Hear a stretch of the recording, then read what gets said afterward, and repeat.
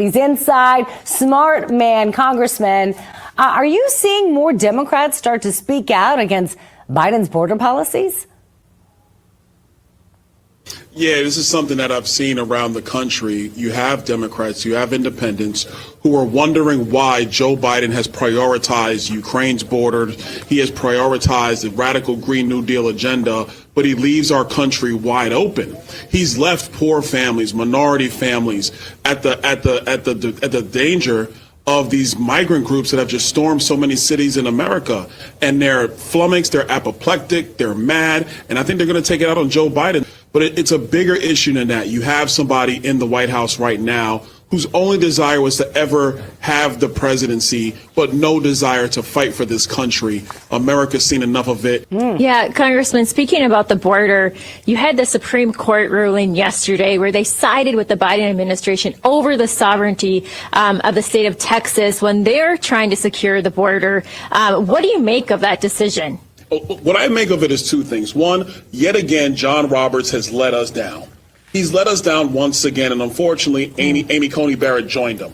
The problem we have is you have a Supreme Court who thinks it's okay just to stay with the status quo of the federal government, but they are ignoring a piece of the Constitution where the executive has a responsibility to execute the laws of this land, not be derelict, not ignore them. In my view, the president just can't ignore the law. He has to follow the law. If he wants to change the law, work with Congress to do that. That's not what Joe Biden did. So the Supreme Court is not helping this country. What they're actually doing is just canonizing radical policy from the left, which hurts this country. That is not what the framers intended with the Supreme Court.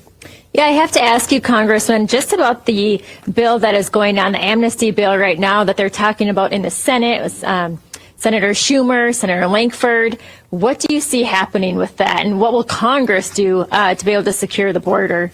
Well, listen, first of all, the Senate can negotiate whatever they want. But having seen some of the outlines from that negotiation, that bill's dead on arrival in the House of Representatives. Let me explain why.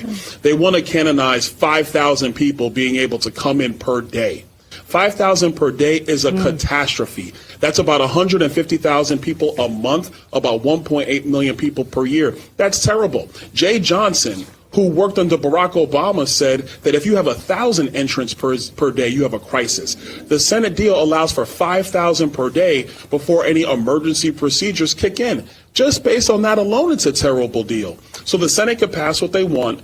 That is dead on arrival in the House. Speaker Johnson has said that's dead on arrival in the House. What is going to matter is H.R. 2. It's what we pass. It actually secures our border. It gets that job done.